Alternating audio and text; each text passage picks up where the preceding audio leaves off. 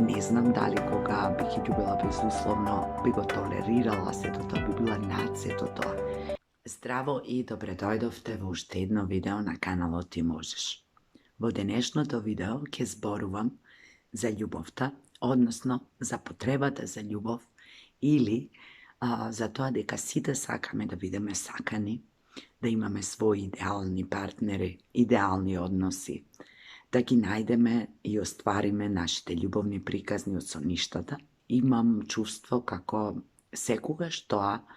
да го насочуваме кон надвор, односно како нешто што треба да го најдеме надвор од себе,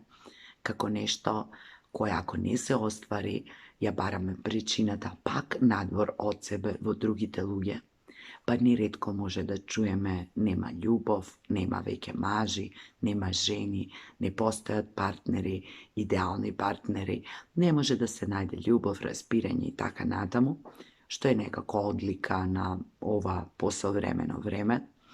и тоа често го слушам за жал и од помладите. Она на што сакам да го задржам вниманието и сакам да се подсетиме е дека љубовта секогаш доаѓа од нас, дека доколку ние сакаме да најдеме идеален, совршен партнер, партнер од соништата, она што треба да се запрашаме и она на што треба да работиме е да бидеме ние такви. Се разбира дека не постои идеално, не постои совршено, постојат партнери кои што меѓусебно се поклопуваат, кои си одговараат едни на други во огромен процент, сродни души, како сакате наречете ги, меѓутоа и за да се дојде до тоа, прво треба ние да се отвориме. Прво треба ние да работиме на себе, да бидеме најдобра верзија од себе си, колку што можеме, да бидеме партнер со кој некој би сакал да биде и да бидеме подготвени нашата љубов да изразуваме, понекогаш може би и на начин на кој што на партнерот му одговара, да правиме понекогаш компромиси, да имаме толеранција на неговите слабости и мани и така натаму. Се разбира, сето тоа да го добиеме за возврат од другата страна, тоа не е оспорно. Меѓутоа, имам чувство како во сите овие наши желби, потреби, констатации, да забораваме дека битниот фактор за да се оствари една љубов, за да се создаде една љубовна приказна, сме ние. Сето ова некому може да му звучи како условена љубов и во ред е тоа, затоа што во ова материјално општество, особено во Западот, тоа е така и многу ретко, многу мал дел од нас се подготвени да љубат безусловно. И јас, кога се работи за луѓе кои што ми се пријатели, роднини и така натаму, можам да ги љубам и така и безусловно, но тоа не значи дека ќе останам во односи со нив доколку нивното однесување, она што го прават, и многу работи кои што јас сметам дека не треба да бидат дел од нашиот однос, ги практикуваат. Сепак, јас сметам дека и тоа е безусловна љубов, затоа што тоа нема врска со љубовта, туку со нашиот однос, со тоа колку често јас сакам да ги гледам тие луѓе, колку блиска сакам да бидам со нив, а љубовта е некако нешто што го имаме во срцето, па ние можеме и вака и така да продолжиме да ги сакаме тие луѓе, дури и тогаш кога не се чувствуваме добро покрај нив, дури и тогаш кога несвесно или свесно, намерно или ненамерно не повредуваат и навредуваат, затоа што на краиштата тоа е нивна работа, тоа зависи од нас и тоа не треба да го менува она што ние го чувствуваме за нив, но секако треба да влијае врз односот и врз поставувањето на нашите здрави граници, правила на однесување, правила на игра, ако сакате. Затоа сметам дека се додека бараме таква некоја безусловна љубов, апсолутно прифаќање, апсолутна слобода, би било убаво претходно да провериме дали ние сме подготвени да го дадеме сето тоа. Дали ние сме подготвени луѓето да ги сакаме безусловно, да ги сакаме такви какви што се, со сите нивни мани, слабости, недостатоци и со сите нивни добри страни се разбира. Тоа е болесно. Дали сме ние подготвени на едно апсолутно прифаќање? Дали сме слободни и отворени да ги прифатиме нивните желби, потреби, активности, дури и тогаш кога нам не ни се допаѓаат, дури и тогаш кога одземаат од нивното време, кое ние можеби би сакале да го поминуваат со нас, дури и тогаш кога тоа ги попречува да ги завршуваат обврските кои можеби заеднички сме ги договориле и ние сметаме дека се многу важни. Јас не сум сретнала многу такви луѓе, реков пак, мислам дека живееме во условени љубовни приказни, во материјално општество, некако тоа е повеќе одлика на западниот дел од светот. Поправете ме ако грешам, би било убаво да не сум во право, меѓутоа, пак ќе речам, слушајќи ги помладите, се повеќе гледам дека разочарани се некако и често ја слушам таа реченица, па нема љубов, па не можеш да најдеш партнер, па машките се вакви, па женските се такви и така натаму. Меѓутоа, сепак за тоа се крие една голема неподготвеност да се видиш прво себе си, да се прифатиш себе си таков каков што си, да ги согледаш кај себе сите мани и слабости, а дури потоа, апсолутно свесна за себе или свесен за себе како целост, да му дадеш можност на некој друг да биде исто така автентичен, свој, со сите своји слабости и добри страни и да го сакаш поради тоа што е, а не поради тоа што прави за тебе, а не поради тоа како се однесува или не со тебе и на крајот на краиштата најмалку поради тоа кои титули ги има, колку пари има или како физички изгледа.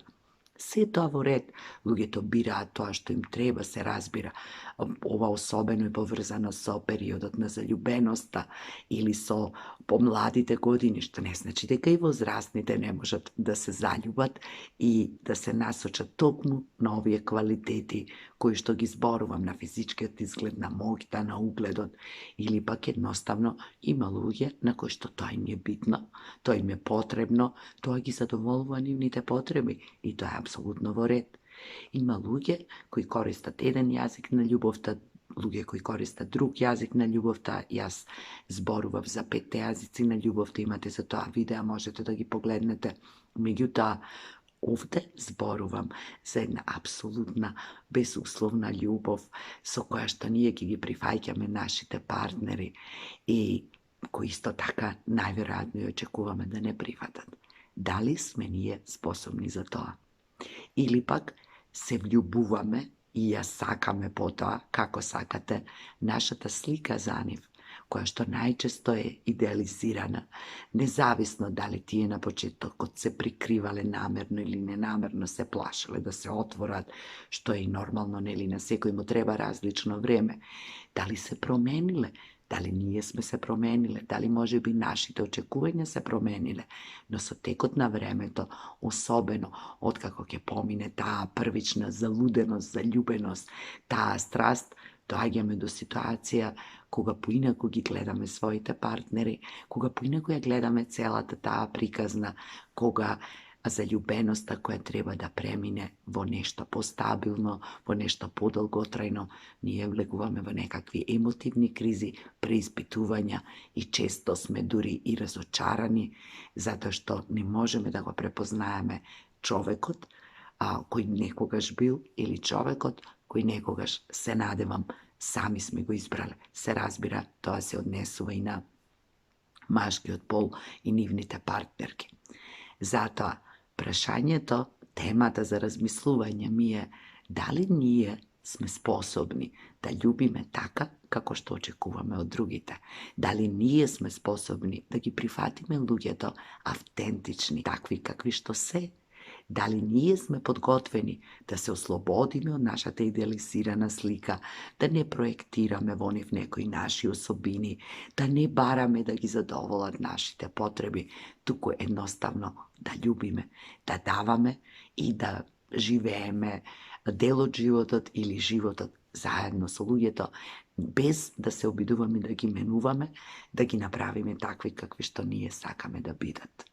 Откако искрено ќе одговориме на сето ова, можеби ќе пронајдеме некои наши слабости во целата приказна, можеби ќе пронајдеме нешто на што треба да поработиме, повеќе да се отвориме, да имаме поголемо разбирање, повеќе прифаќање, или пак да работиме на подобрување на некои од нашите квалитети и пред се, ако веруваме дека постои љубов, затоа што љубов постои, ние љубовта ја носиме во себе, таа не е надвор од нас. Работата е во тоа дали умееме да си дозволиме да ја покажеме, да ја споделиме, да ја дадеме, без страв дека нешто ќе изгубиме, затоа што љубовта не се губи. Дали ние ќе бидеме убедени дека ја нема и не постои и ќе се плашиме да ја дадеме, да ја покажеме или не, таа седно ќе постои наоколу, ќе постои во светот, ќе постои меѓу другите луѓе, ќе постои во нивните срца. Затоа, мислам дека е убаво, наместо да бараме идеални, совршени партнери, наместо да бараме романтични љубовни приказни, кои што да, можеби ќе се случат, можеби не, да провериме колкав капацитет ние имаме за да сакаме така, како што сакаме да не сакаат. Колку сме ние идеални, за да бидеме идеални партнери на партнерите кои си ги замислуваме. На крајот на краиштата, партнерите од соништата, може би се токму затоа партнери од соништата, за да останат во соништата, а во реалноста да бидеме среќни, благодарни за се она што го имаме, умееме да го дадеме, да го споделиме и што не го даваат другите. Ете, тоа беше едно мое размислување околу апсолутната, безусловна љубов, идеалните совршени партнери и ви посакувам на сите многу љубов за себе, многу љубов во себе и развивање на капацитети да ја делиме таа љубов, затоа што на светот од секогаш и за секогаш, барем додека сме ние во оваа форма и димензија, ќе му биде потребна љубов. И никогаш не е љубов премногу. Ви посакувам се најубаво, ставете лайк на ова видео, споделете го ако сакате, ако мислите дека некому ќе му служи, претплатете се на мојот YouTube канал и се гледаме во некое следно видео со некоја нова тема.